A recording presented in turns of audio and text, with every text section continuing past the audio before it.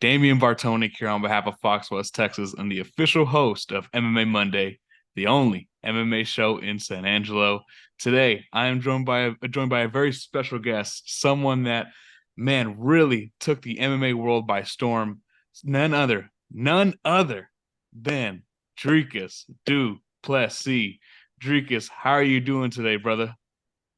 Absolutely amazing, man. You know, can't complain. Life's been good. It's been a good year. Mostly healed up. I feel great. Can't everything is absolutely amazing. All what happened division this past weekend couldn't be better.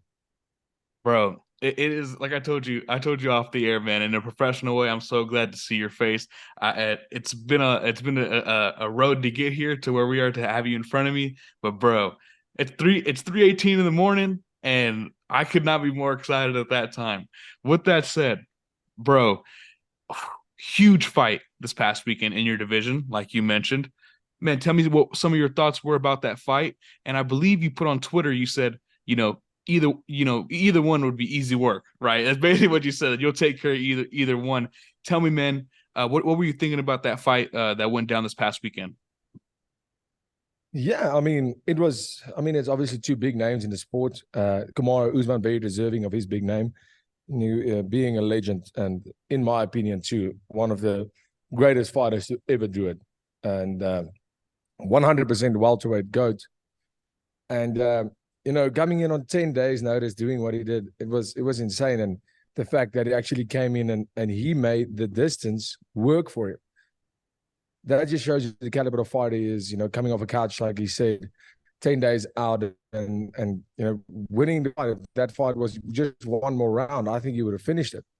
No, it was incredible. It was he really stepped up and showed some balls, and that's the character of a champion, and that was amazing to see. But then again, obviously, everybody ruling him out, kind of, and saying Khamzat's going to absolutely steamroll him, and I have to admit that I was one of those people saying, listen, short notice, and Kamaru Usman is a lot smaller than Khamzat, and fighting at middleweight. And Khamzat came out like he always does, and just absolutely went crazy for that takedown, and that was great. It was awesome, and he did what he went out and he fought the way that he says he fights, and didn't get a finish in the first round, and second round came and boom, everything is gone. And to me, that was just one thing that, listen, if that was me in that fight, you would have been done. I would have finished him that second round. I'm 100% sure that, you know, you could see the way that he was stronger than Usman for sure, but he used so much power to try and keep him down that, and let's be honest, it wasn't the craziest pace of fights.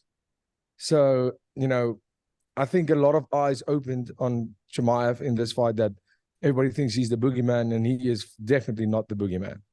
He is he's not as scary as he would like to be, and I'm really excited for the future of the middleweight division and mine. After seeing that fight, and if that's the number one contender in the world, I'm becoming champion very soon. Hey man, I love the confidence, but not only that, I love how you know quick to the point and just direct you were, man. And I think that's something that really kind of took me aback, and something that I was really, not say shocked, but it was a pleasant surprise whenever I got to speak to you after your fight against Robert Whittaker. I remember telling my dad, I was like, man, the one guy that surprised me and swept me off my feet was Dricus Du Plessis. I was like, it was, especially after a big win like that, you handled yourself with class, and even now, you keep it professional, right? But that's, you're also very direct in saying, hey, I know my skills and I know where I'm at. I want to take you back there to that night in July real quick. Man, you were someone that just totally shocked not only the MMA world, but I mean the odds makers world, so many, people. And you put on a performance that not many people, including myself, were expecting. Man, you took it to Robert Whittaker. Speaking of the, he's not the boogeyman per se of the division, but he's never been finished like that. When you look back at that performance, man, what are some of the thoughts that come to mind? Yeah, that is up until this point in my career, absolute, it's milestone for me. You know, fighting a guy like Whittaker, like I said, he's a hero. I'm a year like I hero that guy. You know, coming up as a young kid fighting, and you know, he's been in the UFC for quite a while, and everybody loves Whittaker, and you can't blame them. He's an amazing fighter. He's an amazing dude. He's always respectful. He carries himself like a champion, and he fights like a champion. And you know, when you get that call to fight Robert Whittaker, and you finally realize this is it. I'm fighting the Reaper, Robert Whittaker. You know, there's something more that goes into a camp like that, and it's not that I'm training harder because I'm always giving my best, but my mentality was in that fight, listen, everything needs to be perfect. And it wasn't proving the whole world and everybody that doubted me. And that's what I said. Of course they doubt me. If I was a fan and a betting man, why on earth would I bet against Robert Whittaker? And so I can't blame the world. It wasn't about that. It was about staking my claim as, you know, there's a new sheriff in town. There's a new number one contender. And, you know, I wouldn't have had it any other way. I could have beaten number 5, 4, 3, and 2 and not Whittaker and get a title shot. That would have been totally justified, but that's not the way I wanted it. I didn't want to go the route of every other contender, fighting Adesanya, losing to Adesanya, then fighting Whittaker if you lose, and then you lose to him again.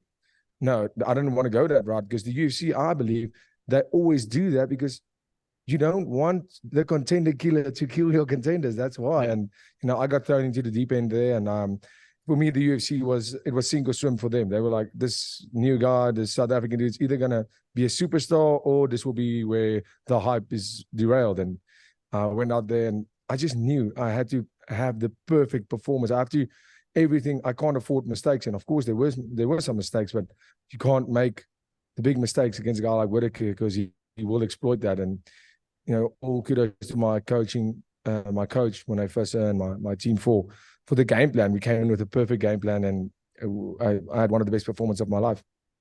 Man, and you want to know something? This is something that you don't know, I'm sure. So during your fight against Robert Whittaker, we were interviewing Robbie Lawler because Robbie Lawler just, you know, had his performance and all that good stuff. And everyone in the media room, I swear to God, Dricus, was like this, like gasping, freaking out. And Robbie Lawler had to stop. Yeah, he had to stop his press conference, and he said, he was like, "What happened? What's going on?" And someone from the media room said, "Dricus just stopped Robert Whittaker," and Robbie Lawler stopped and was like, "Oh shit!" Like he freaked out. Man, that's a moment I will never forget as a media member. And whenever you hear that from me right now, is that crazy? Like that's, you know, you defied the odds and you said, you know, if I was a betting man, you know, this, that, and the third.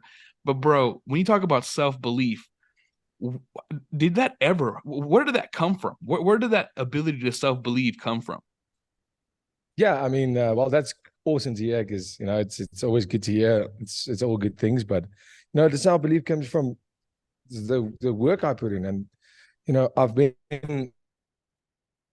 a professional fighter for 10 years since I was 19 years old. And, you know, it's a dark place in terms of how scary it can be to go out there and fight people that are prepared to fight you in front of friends, family, the world, and how humiliating a loss can be. And the self-belief comes from every day I step into this gym, every day when I wake up and, you know, I'm tired, I'm maybe a little bit injured, I'm sore, and going out there and just putting in the work and, you know, believing in not just how I prepared for that fight. That's not where the belief comes from. The belief comes from the work I've put in over the past 10 years, the chance that I have to go and show the world the work we've been putting in with my team, with my coaches, the same coaches. I've always had the same coaches. And that's how I believe comes purely from, I know the work that I put in. And it's all about, you know, if I honestly know and believe that if I fight at 100% of my ability, I'm the best fighter in the world by a long shot. And the self-belief purely comes from the work that I've put in and how I've dedicated my life to this game. Now, you mentioned that you believe that you're the best in the world, or, you know, whenever you put that work in. You did mention title shot earlier.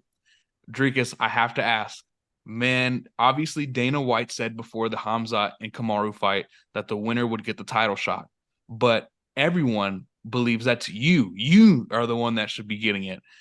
Tell me, what are your thoughts on that, man? Dana White said that, that's who the title shot would be given to, but man, I, I'm shocked because it should be you. So tell me how you're feeling about that. Yeah, I mean, I also think it should be me, but the big advantage I have here, when you look at this, I have one or two options. So the first thing I can say, a little bit of a jab is, so Khamzat's hand's broken, right? So he should be ready to fight in 7 weeks, or he forfeits his title shot, because that's what happened to me. I wasn't ready to fight in 7 weeks with a broken foot. So I mean, he has 7 weeks. I hope he recovers very well, and he has amazing doctors. But that's my jab. But other than that, I made the mental switch when we're in a position where the UFC said, "Cool, Dricus is not going to get our shot because he refused to fight," or whatever the case may be. For them as a company, they do what they want to do, and by all means, I'm not a matchmaker. I'm not a promoter. I'm a fighter. So that's where my decision like that. The only thing I can do and control is when I get into that ring and fight. That's what I do. And it took me maybe a week or so to almost stop feeling sorry for myself. Like, this is unfair. Life's not fair, and the fight game is definitely not fair. And I just said, what I'll do now is I'll run over the whole division. I'll run over the top 5 of this division, which will only make my move to light heavyweight quicker and easier. If I beat them before I win the belt, it's going to make it so much easier to move up to light heavyweight when I win that belt. And that's where my mind's at. So right now, I'm not going to beg for any title shots. I've never begged for anything. I fought for it. I've never begged for my titles I had outside of the UFC. I fought, and I've beaten people for them. And that's exactly what I intend on doing. That's how I earn my title shot, by beating Robert Whittaker and beating whoever they put in front of me, not picking any opponents. And that's how I am, and that's what I believe is a part of my success. I don't want any handouts. I want to deserve it. So I'm not going to sit and beg, please give me my title. No. If you want to give Khamzat your title shot, go right ahead. Because Khamzat that fought this weekend loses to Sean Strickland every day of the week. Yeah. And I mean, they're going to do what they're going to do. Obviously, if I get a title shot, if I get the shot, I'll be thrilled. I would love to have the shot, because I know and feel I deserve that title shot, but I'm not going to beg for it. Yeah, absolutely. And just a couple more for you before I let you go, man. I thought, it was your title shot, and I thought that it just made all the sense in the world. I can't continuously explain it any other way, right? But it does seem like that ship has maybe sailed, but again, that's another thing I don't understand, because it should be you. You should be next. My brain's not computing that, right? I want to ask though, the next time we do see you at middleweight, do you believe it will be for a title for the title, or is it going to be another one of those contender fights? Yeah, I think the UFC is a little bit in a situation now where they feel, what are we going to do? Because I'm glad I don't have their job at this moment, because you're sitting in a situation where you've promised Dricus a title shot. Dricus got injured. Now you promised the winner of Khamzat, and the performance is absolutely beats a welterweight on a 2-fight losing streak, and now you want to give him at middleweight. So now you're sitting, and it's not like, I mean, if he absolutely steamrolled Kamaru, then cool, you just do the fight, do whatever you want. But now you're sitting in a situation where this is not easy, because Dricus has this amazing performance against the best guy in the division other than the champ. And you already said, no, he's not getting a title shot because he didn't want to fight on 7 weeks notice with an injury. So now so what are you doing in this situation? It's kind of a tough situation for the UFC, but I'm still a very, very proud fighter of the UFC. I'm extremely proud to fight for an organization. I think they are the best in the world, and I know they are. And their job's not always easy as well, but at the end of the day, Dana and the team, Hunter, those guys, they need to do what's best for their company. They have an interest to protect, and they have to do what works for them. And if that's, like I said, that's not my job. My job is to show up every single time and beat whoever they put in front of me, and that's what I'll do. That's what I'll do. Well, like I said, Whether I feel it's fair or not is actually it's completely irrelevant because fair doesn't cut it in the sport. I mean, you can be a guy that has trained your whole life and get knocked out by a guy who didn't really put in any work in a fight camp. This is the fight game. Fair has nothing to do with the fight game. So at the end of the day, I know everything always works out for me. The universe, I believe in the power above, and everything that needs to happen is going to happen exactly the way it should, and the rest is out of my control. So I just show up to the gym every day, get better. The longer they wait, the better I'll get, and I'll see what happens. Absolutely. I can't be mad at that. Just a couple more for you, man. Like I said, you took the MMA world by storm, I feel. You've done a lot of great things up to this point. And I remember after your fight against Whittaker, I asked you, I said, hey, the last time you lost was a few years ago. And, how did your losses shape you? And you went on, to tell me how, you don't think about, you losing, but you do think about how much it gave you an opportunity to grow, right? Well, now, man, I just want to know, a lot of times before MMA fighters are champions, they believe that they are the champion before they have the physical belt. For you, do you already believe that you are the champion despite not having the belt? How does that mindset kind of help you in training? I want to know the whole deal. Yeah, 100%. I believe if you want to be there's one, you can't be a king acting like a pawn. You can't be a champion and acting like a contender. I'm a champion, and I know I'm going to be the champion of the world. The only thing that's missing is the belt. And after the whole thing with Khamzat now, I believe the rest of the world is starting to see it and know it as well. And I mean, obviously the whole fairy tale story would have been Adesanya, but he's out of the picture at the moment, and he's going to be for a while. And that was something I was looking forward to because the hype was insane. There was a story, and yeah, cool. So you have two guys who don't like each other, which is always a plus point when you're fighting. And now you have a guy like Sean Strickland. He's a decent guy. I've met him once or twice. He's always been a gentleman to me. He's been a nice guy, but this is never personal. It's business. When I get in there, you can be the nicest guy in the world or the biggest asshole. I'm going out there to do whatever I have to beat you. And 100%, I train like a champion. I eat like a champion. I sleep like a champion. Perfect. My last one for you, man.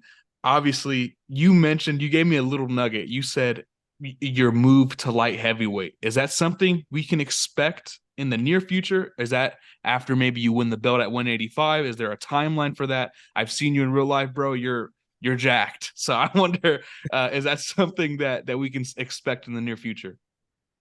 There's a massive opportunity arises at one at 205. I'll be more than happy to go there. I walk around at 220 easy. So to go to light heavyweight, that's always on the cards. If I had to get a call for a light heavyweight title shot, I'd do it right away because I can make that weight pretty quick. But then if there's a fight that makes sense, sure. But that's definitely not my mission at the moment. Right now, there's only one goal. The first and only most important priority is getting that middleweight belt, and after that, that's the next step. Is winning the belt.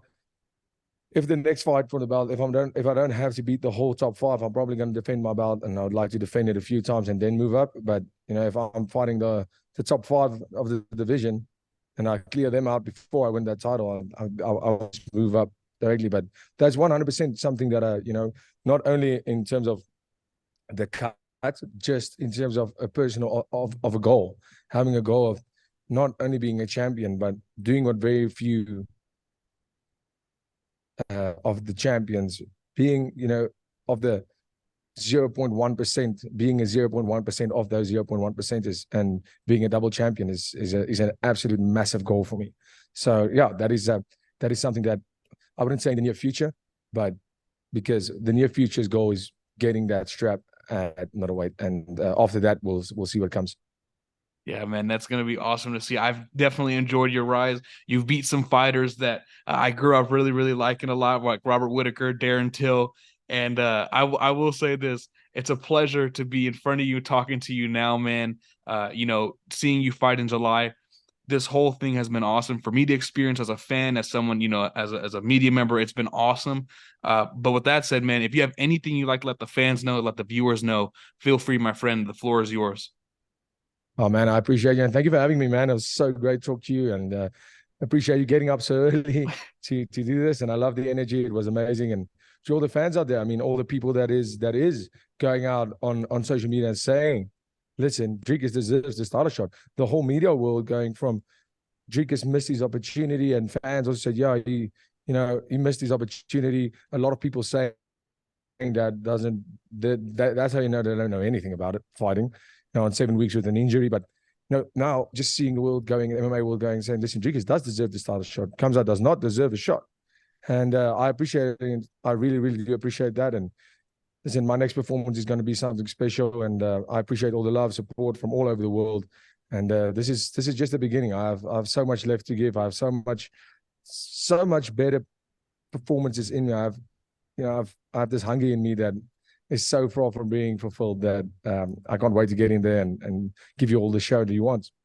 Absolutely. Hey, Dricus, I appreciate you again. There's no one I'd rather be speaking to at 3:38 in the morning. I appreciate you, my brother, and you have a good one, all right?